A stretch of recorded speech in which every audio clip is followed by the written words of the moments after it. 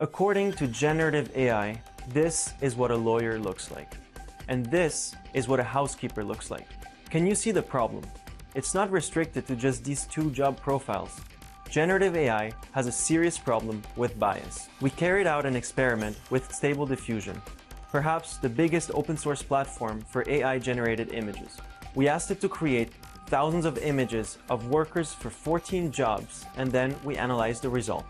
The US Bureau of Labor Statistics tracks the race and gender of workers in every occupation through a monthly household survey, making it possible to draw comparisons between the results generated by Stable Diffusion and the US labor force. It's a reasonable measuring stick since the information used to train AI systems is typically gleaned from the internet, which is dominated by data and images from the US. Women and people with darker skin tones were underrepresented for images of high-paying jobs and overrepresented across images of low-paying jobs.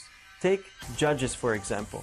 Women made up just 3% of the images for that job, but 34% of US judges are women.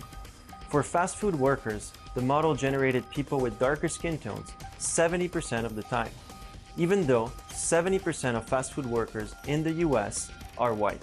Some 90% of online content could be artificially generated by 2026.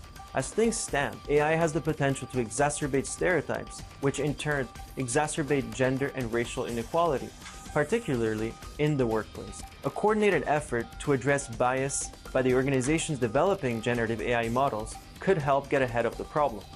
Stable Diffusion, for its part, is working on an initiative to develop open source models that will be trained on datasets specific to different countries and cultures in order to mitigate the problem. A spokesperson for Stability AI, a London-based startup that distributes Stable Diffusion, said, quote, "All AI models have inherent biases that are representative of the datasets they are trained on. By open sourcing our models, we aim to support the AI community and collaborate to improve bias evaluation techniques and develop solutions beyond basic prompt modification." Given the accelerating pace of AI adoption, time is short.